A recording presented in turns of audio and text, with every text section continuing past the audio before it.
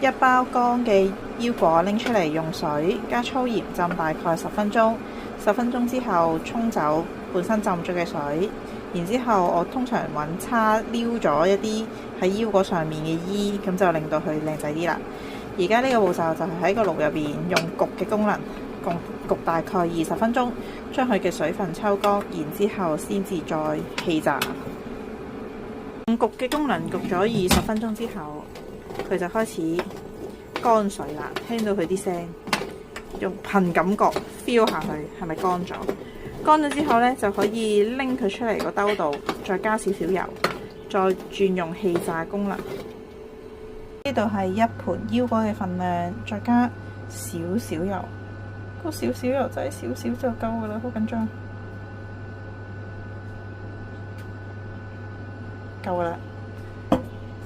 跟住用圓形嘅盤嚟 mix 佢就會比較簡單啲，因為腰果好容易上油，所以少少油就已經可以令到每一粒腰果都靚立立噶啦。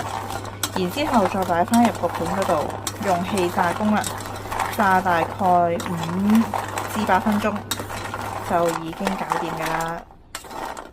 而家係上咗少少油，準備氣炸啦。已經成功氣炸完啦，而家就碌先乾晒啦。